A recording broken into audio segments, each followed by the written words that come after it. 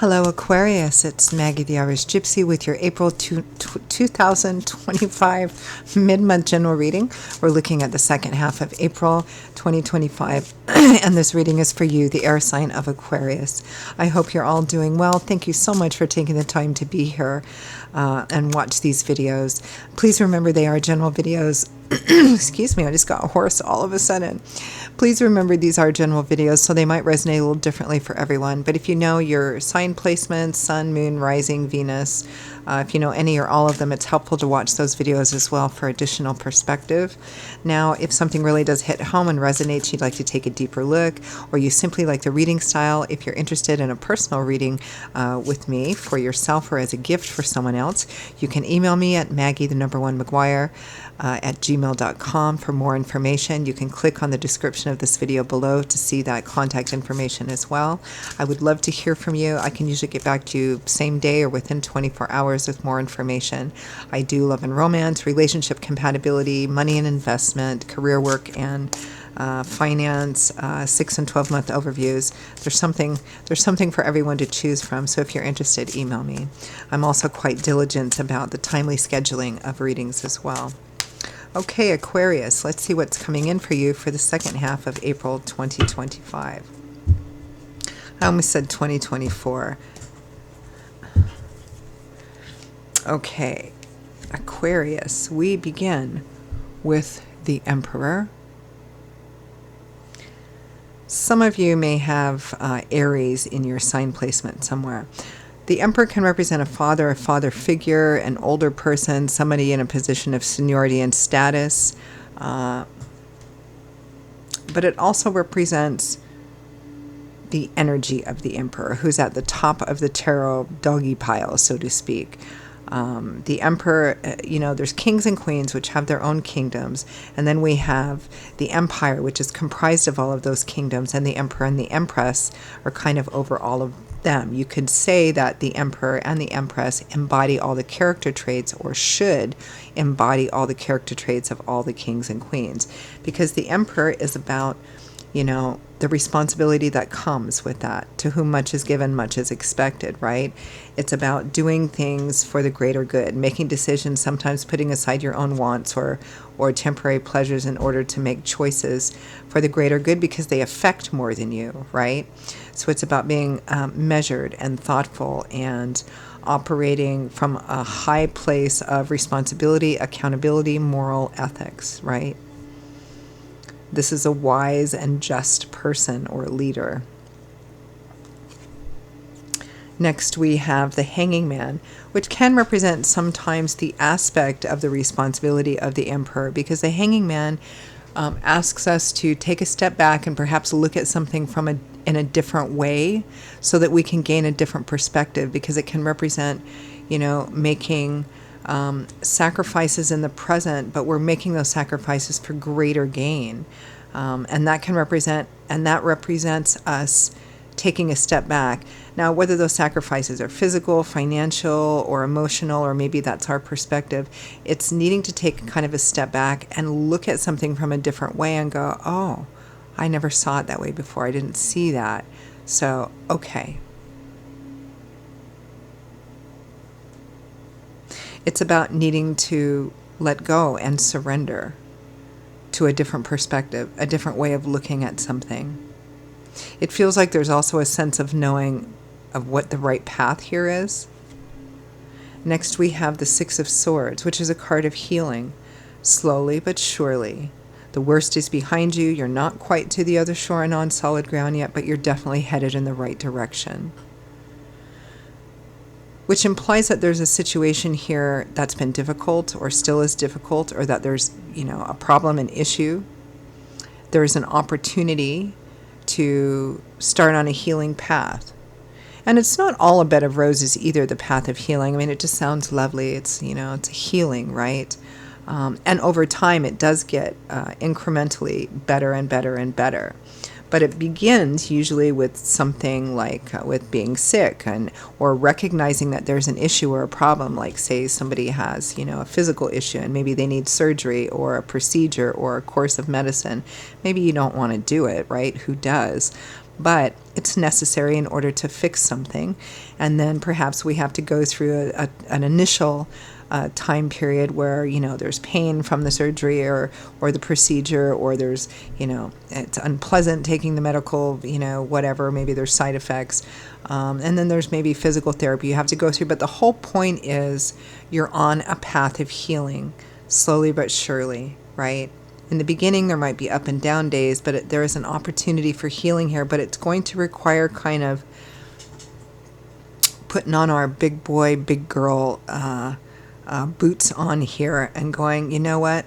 I really didn't want to do this because part of me really wants to do this, or hold on to this, or run away over here, or focus more on this other thing. But in order to have this healing, in order to move forward and have this healing, there's going to have to be things that I need to do.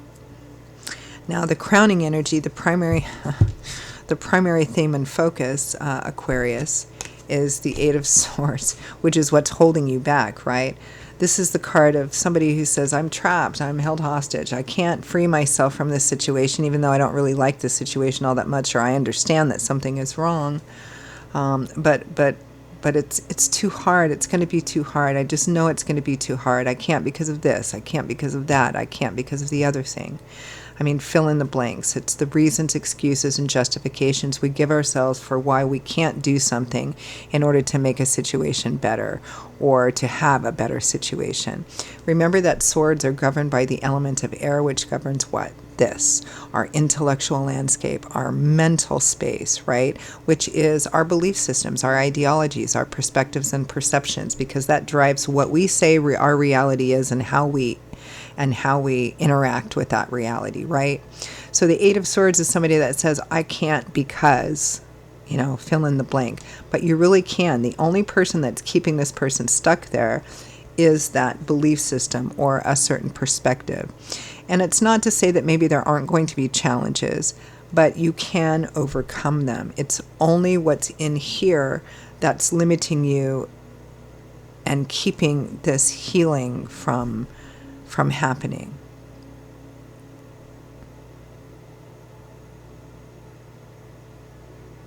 Okay.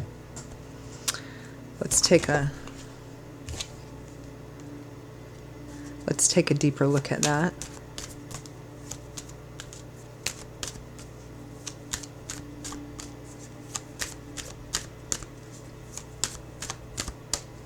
Eight of Swords.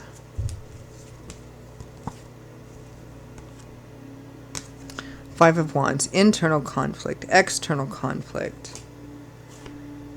Three of Cups, Nine of Cups. I just want to do what I want to do. I just want to have fun. I want to go out. I want to pursue the things I want to do. I don't want to have any drama. I don't want to have any issues. I want to go over here and have fun. It's as if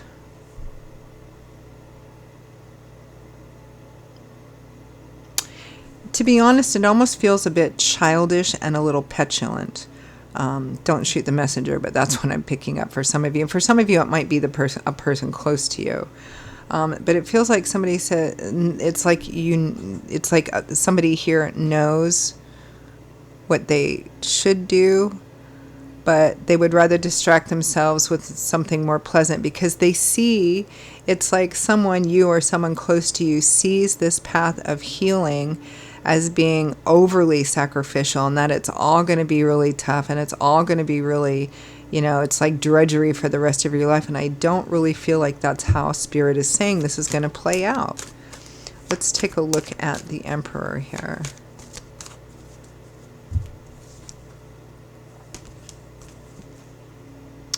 The Moon, the Three of Pentacles, the Ten of Cups.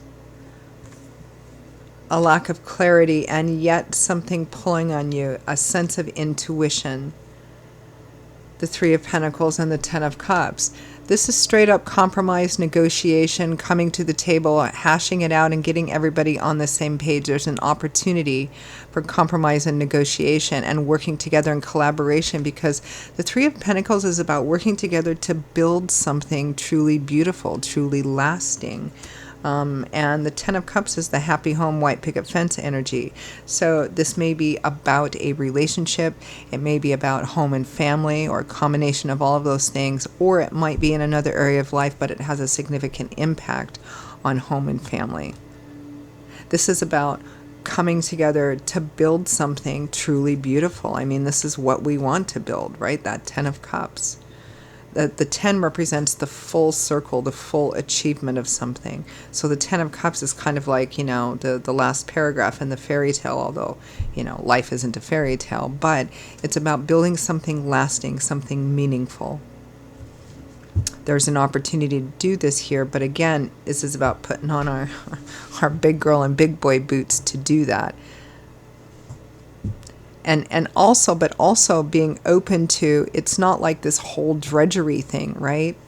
Stepping up and taking responsibility and accountability, because that's what the Emperor is about too. And that's a responsibility, doing the right thing. But it also actually brings great rewards on this path. Let's take a look at that Hanging Man.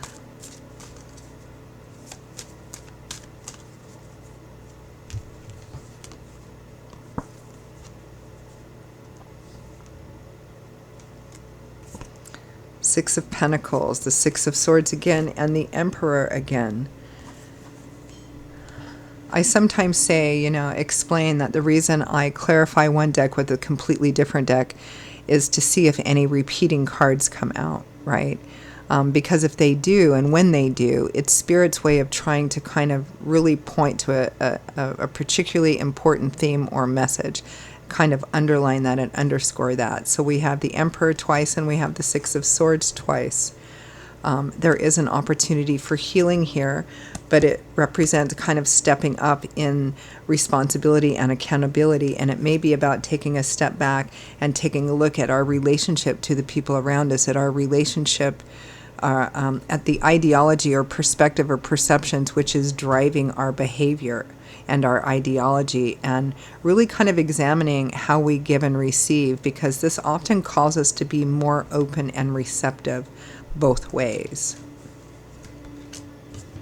Let's take a look at the Six of Swords.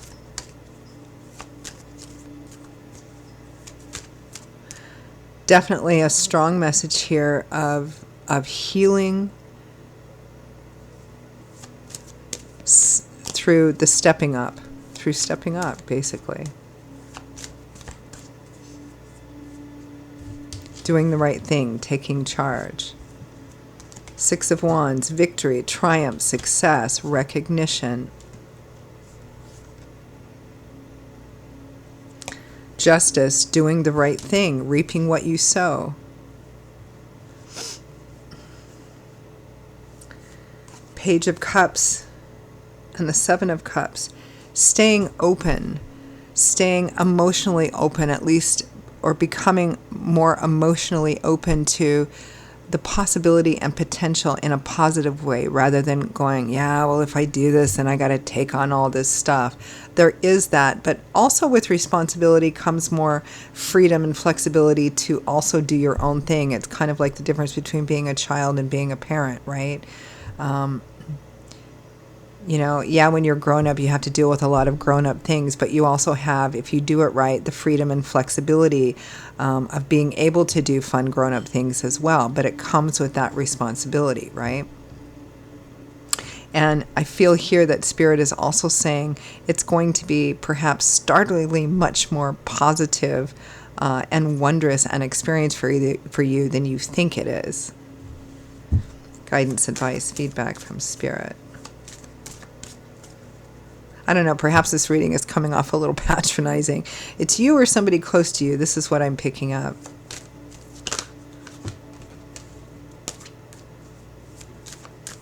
Because it looks like you have a lot to lose, but a lot to gain, depending on your choices.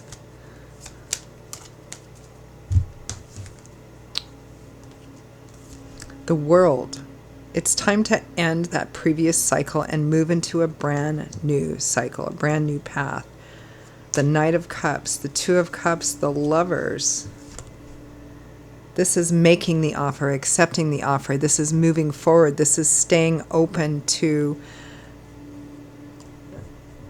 I mean, on a romantic, I mean, there's obviously relationship, home and family here, right? We have the Ten of Cups, we have the Two of Cups, we have the Lovers here. It's either about that or another situation that impacts that. It's kind of like, and this may be a resonant message for some of you, like somebody who was so hurt in the area of love, romance, relationships, marriage, whatever, that they were determined, you know, that they were never going to believe in that again. Not to say that they spend the rest of their life single, but they're just not ever going to kind of open themselves up to like believing that that's a good thing and that it's real and possible. And this is Spirit saying, suggesting that that's exactly what you should do here. That old cycle, it was fine for a time, but it's now time for that to end. And then we have the Magician. You know, every time I see the Magician, Aquarius, I always want to say, you've got this, you can do this, because that's what I think of when I see the Magician. I mean, the Magician's worked really hard, just like the Emperor, to get to a place, you know, where he knows how to combine all of the elements together to manifest what he wants. You know, just the right amount of intellectual energy, swords, air, just the right amount of emotional energy, water, cups, just the right amount of practical energy, you know, pentacles, earth, and just the right amount of, you know, excitement, passion energy, which is wands and fire, right? To put them together and create something beautiful. And this represents that you have everything that you need to manifest the kind of life that you want, to manifest what you want in this situation. You've got it. You have the ability to do this. This whole, the reason why you haven't, again, is this self-limiting thoughts, belief systems, patterns, and habits here.